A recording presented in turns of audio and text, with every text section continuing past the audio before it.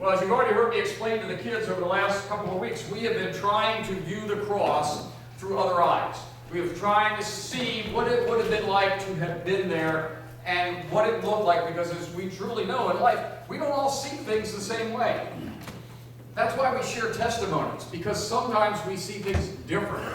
I mean, to the point that we shared quickly that there were 4 young men and women who went to the altar, to the stage on Saturday night. Pastor has always, over 8 years, I go down and I pray with those folks. There's other folks there, but I'm their pastor. I should be there. And I went with 2 of them. It was not until later in the evening that one of the other leaders said to me that we had 4. I never saw the one on this end and the one on this end leave. I needed other eyes.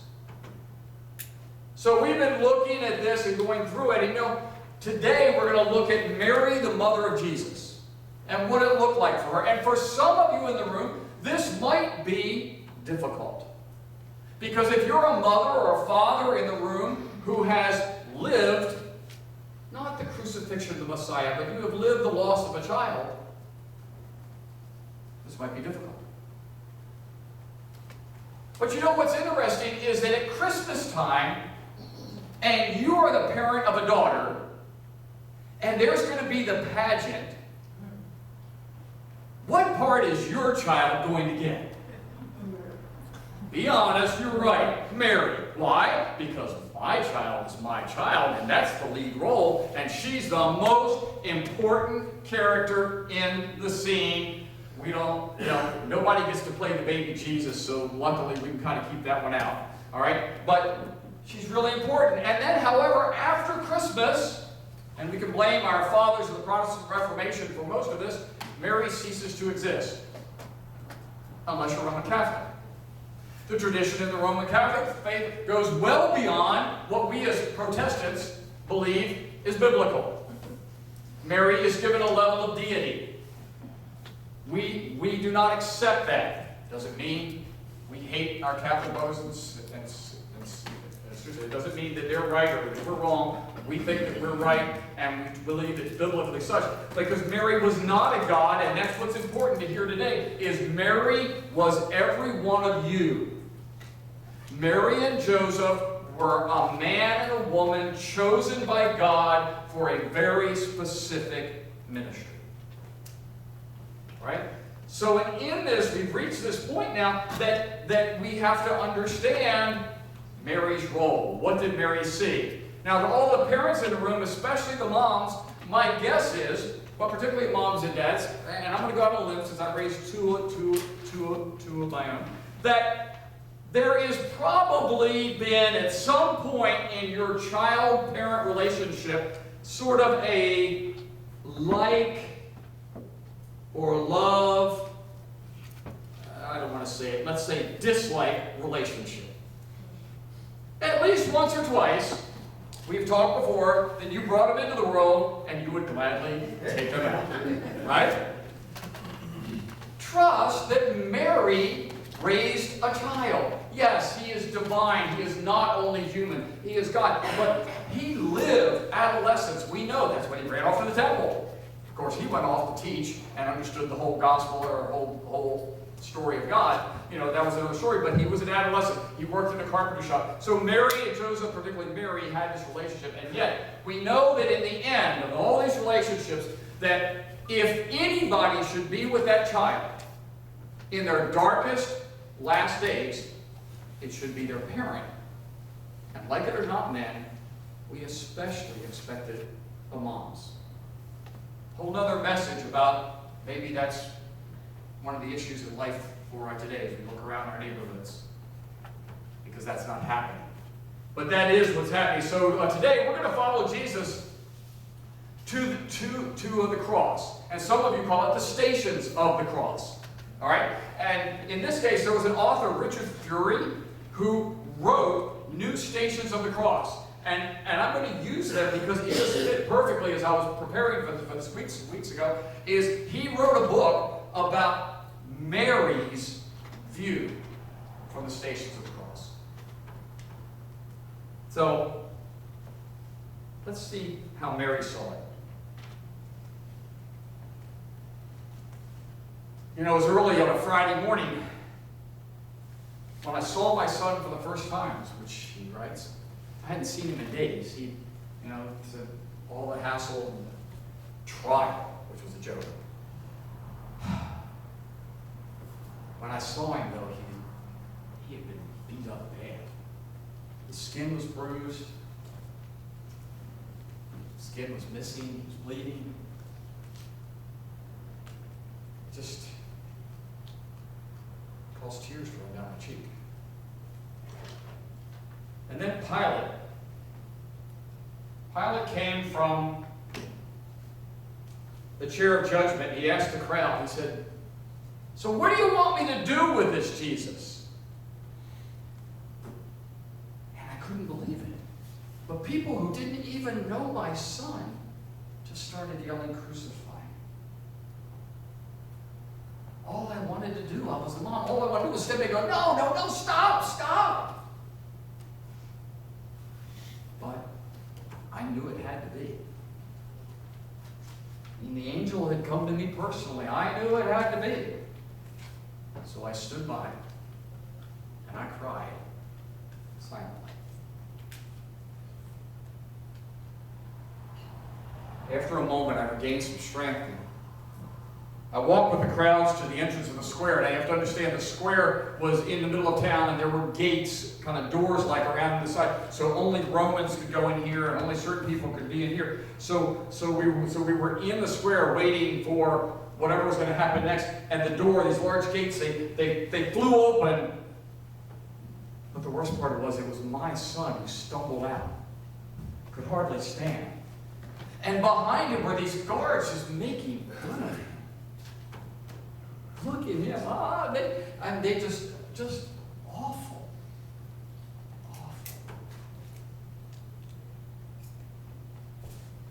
Then two men dragged him, because he could hardly walk, and they dragged him over this pile of wooden crosses, and they grabbed the cross, and I thought they would place it on him, and no, they dropped it on his shoulder.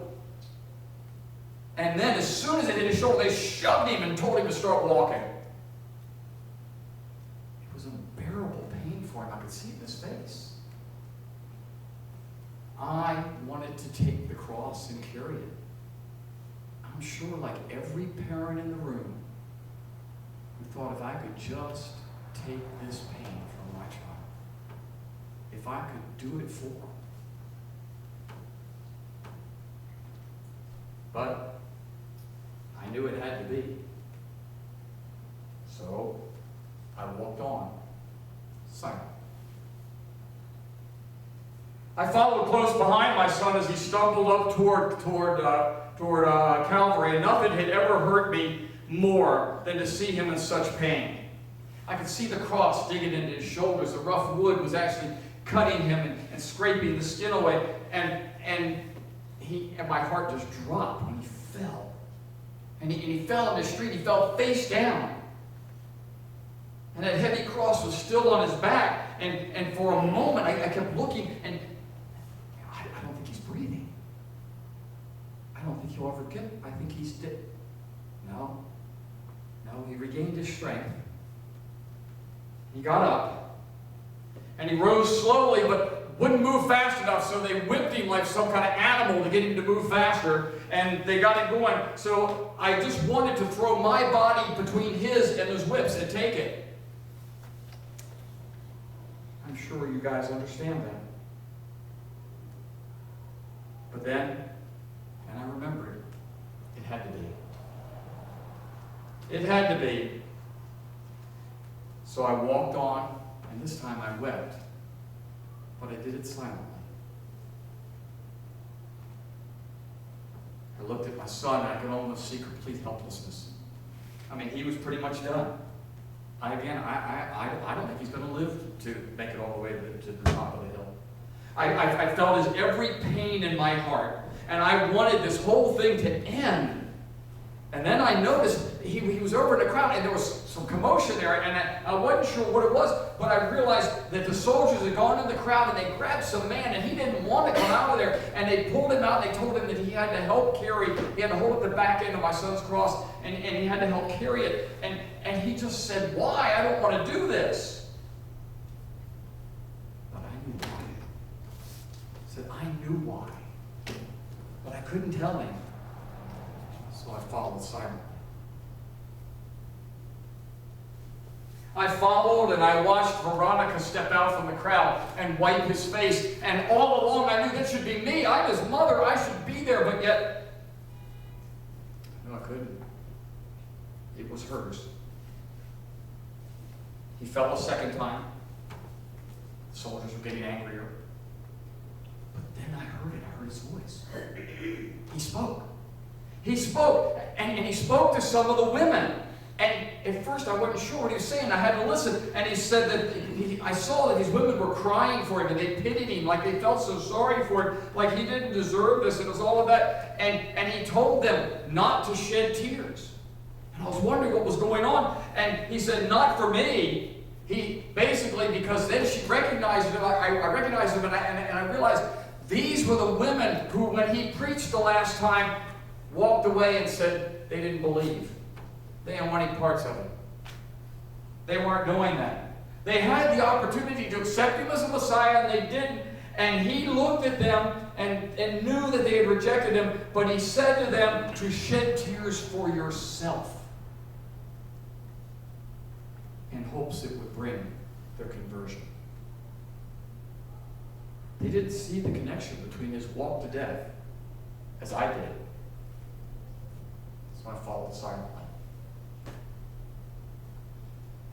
Believe it or not, he fell a third time. And this time, I thought the guards were going to kill him. They were furious. Then we finally get to the hill. He did make it. We got to the hill, and they stripped him of his clothes. And again, I thought, does this have to be this way? And I went, yeah, it does.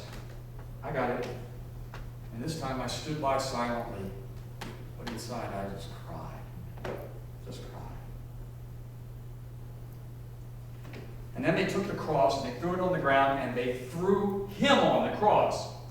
But they didn't have to, because when he hit it, he never tried to move. He gave it all up.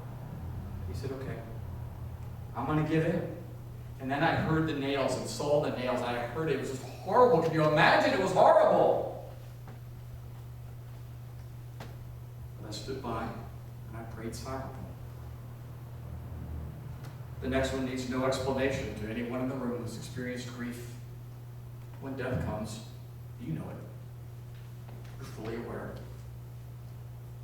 And his life was gone.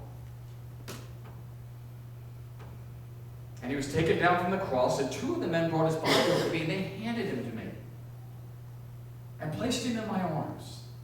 Maybe it was because of all the lightning and the clouds, and maybe they finally were converted, or maybe they were just scared, or maybe they just realized that a mom needed one last chance to do what she could for her child. And the sorrow just engulfed me.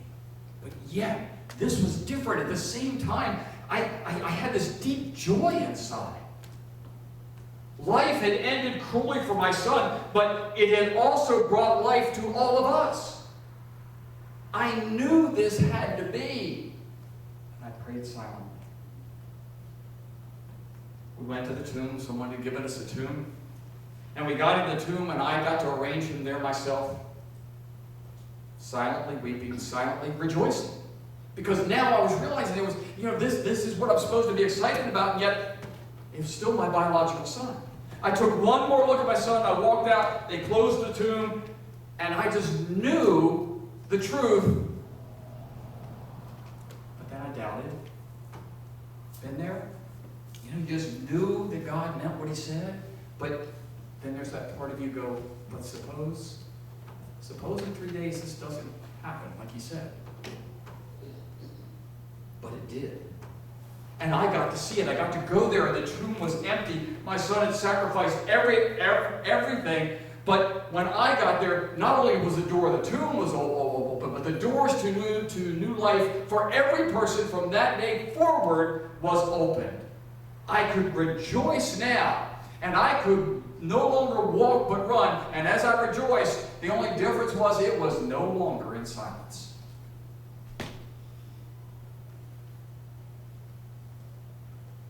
The challenge is for each of us is how can we walk the stations of the cross and put ourselves there? Don't go there as the mother or the father who has grief, who is lost, and you're feeling that grief of having maybe you buried a child or a nephew or a niece or someone close. Don't go there with just that. Because that wasn't Mary's point, to don't go there with just that. She wants us to go there with that part of her that kept saying, but I knew it had to be. She had the faith and the trust in God's promise that she knew it had to be. So now, though, you go see the cross and the stations of the cross through the eyes of a mother who believed, even though it was actually her child. So what is it that's preventing us? If the mother of the child knew what the answer was and knew it had to be, how come we sit around and go, well, I'm just not so sure about this?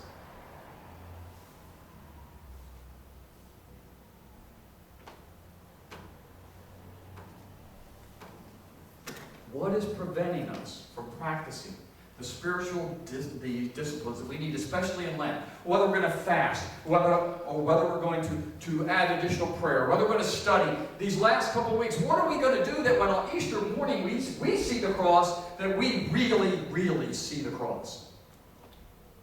Because it doesn't just happen. We all want to sit back and go, okay, God, make me feel Christian. And He's saying, be involved. Today's that day. There is no tomorrow. Casting all of your trust on Jesus is what you need for forgiveness. Today you get to come and celebrate the most intimate connection that we have in Holy Communion with Him. And that is we can come sharing the bread, the juice, and acknowledge that the body and blood of Christ was given for us. We can see it through the eyes of knowing it had to be. And today is the day that we not only see the cross and the various stations through the eyes of Mary, the mother of Jesus, but I want you to see it and in the mindset that says, I can no longer rejoice in silence.